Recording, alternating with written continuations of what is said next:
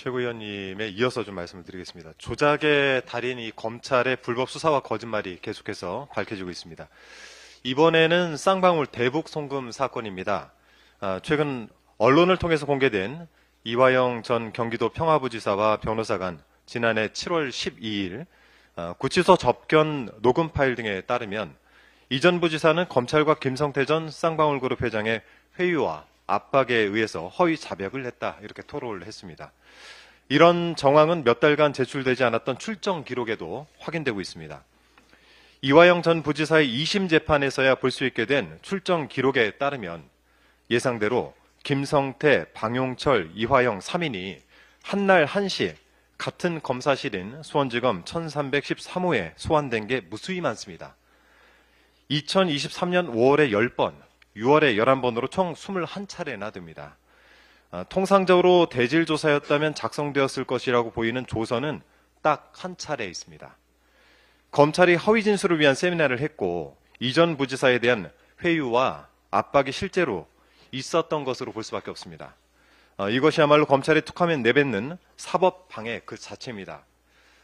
리오남을 둘러싼 검찰의 막장 소설도 아주 가관입니다. 최근에 저희 검찰독재대책위원회의 제보센터로 민간 통일 교류 사업가 K씨가 찾아왔습니다. 이 K씨는 송명철 조선아시아태평양위원회 부실장과 오랜 친분이 있었습니다. 2019년 7월 필리핀 행사에 참석했던 K씨는 송명철로부터 리오남은 2019년 7월 필리핀 마닐라 국제대회에 참석하지 않았고 쌍방울이 대북 사업을 위해서 사업비를 가져온다는 이야기를 들었는데 대북 송금은 김성태 쌍방울 사업 자금이란 취지의 말을 들었다고 합니다.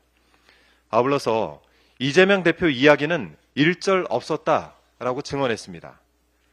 K씨는 위 제보와 함께 본인이 속한 단체와 북측 간에 체결한 2건의 합의서 그리고 필리핀, 중국 등을 오고 간 출입국 기록을 제출했습니다. 검찰은 쌍방울 김성태가 이재명 대표의 방북 비용 300만 달러를 3번에 걸쳐 할부로 줬다라고 합니다. 그런데 준 사람은 있지만 받은 사람이 없다면 어떻게 될까요? 검찰이 쓴 거짓 시나리오가 모두 무너지게 됩니다. 검찰이 쌍방울 대북 송금 사건을 조작 날조했다는 것이 확인되는 셈입니다. 오늘 이 모든 악행을 주도한 박상현 검사의 탄핵 청문회가 개최됩니다.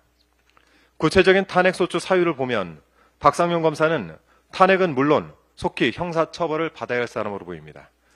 특히 박상현 검사는 이재명 대표를 올가매기 위해서 범죄자들에게 모해 위증을 교사했을 가능성이 매우 농후합니다.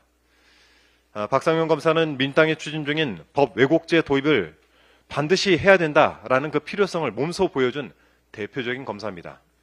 박상현 검사 탄핵을 시작으로 이제 검사도 죄를 지으면 처벌받는다는 아주 당연한 상식이 통하는 나라를 만드는데 더불어민주당이 앞장서겠습니다.